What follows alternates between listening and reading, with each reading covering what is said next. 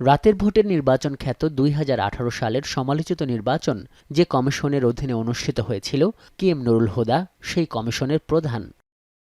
মঙ্গলবার একদল মানুষ তাকে উত্তরার বাসা থেকে বের করে পুলিশের হাতে সোপর্দ করে এবং পুলিশ তাকে আটক করে উত্তরা পশ্চিম থানায় নিয়ে যায়। কিন্তু গ্রেপ্তারের আগে বিক্ষুব্ধ জনতা সাবেক এই বিতর্কিত সিইসিকে জুতার মালা পরিয়ে দেয়া, ডিম ছুঁড়ে মারাসহ যেসব কর্মকাণ্ডে অংশ নেয় তা নিয়ে শুরু হয় সমালোচনা। এই ঘটনাকে মব সংস্কৃতি হিসাবে আখ্যা দেন বিএনপির স্থায়ী কমিটির সদস্য সালাউদ্দিন আহমেদ। অডিও বার্তায় তিনি বলেন, সাবেক এই প্রধান নির্বাচন কমিশনারকে লাঞ্ছিত করার ঘটনায় দলের কেউ জড়িত থাকলে ব্যবস্থা নেওয়া হবে। রাজধানীতে আরেক অনুষ্ঠানে একই ইস্যুতে বিএনপির স্থায়ী কমিটির সদস্য আমির খসরু মাহমুদ চৌধুরী বলেন, ব্যক্তির দায় দল নেবে না। মবক্রেসির বিরুদ্ধে বিএনপি শক্ত অবস্থানে আছে, সেই অবস্থান থেকে বিএনপি সরে দাঁড়াবে না। বিএনপি বাংলাদেশের সহনশীল পরস্পরের সম্মানবোধের রাজনীতি প্রতিষ্ঠিত করার জন্য অঙ্গীকারবদ্ধ।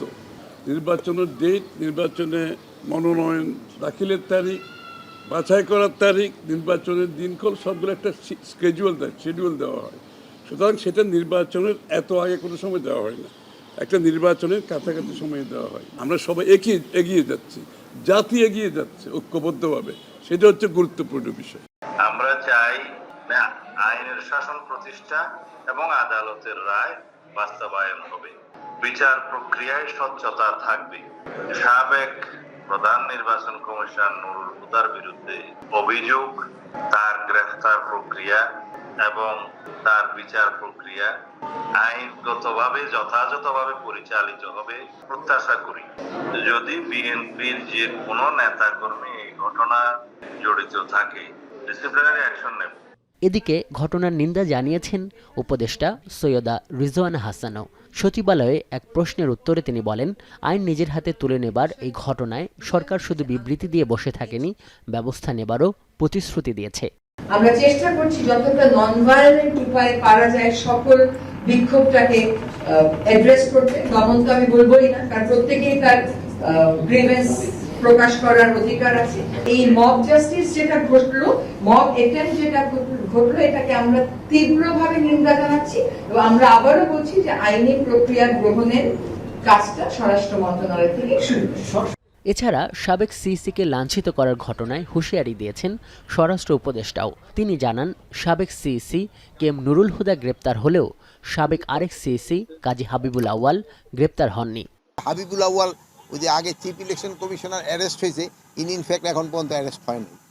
অ্যারেস্ট হয়েছে নুরুল হুদা সাহেব। যেভাবে করা হয়েছে যে মব জাস্টিস, এটা হলো কোনো অবস্থায় গ্রহণযোগ্য না। আর ওখানে আরেকটা দেখা গেছে যে আইন শৃঙ্খলা বাহিনীর সামনেও ওনার উপরে করা হচ্ছে। এটার জন্য আমরা একটা তদন্ত করে দেখব, এটার সাথে যদি কোনো আইন শৃঙ্খলা বাহিনী জড়িত থাকে তাদের বিরুদ্ধে আমরা আইনানুগ ব্যবস্থা নেব।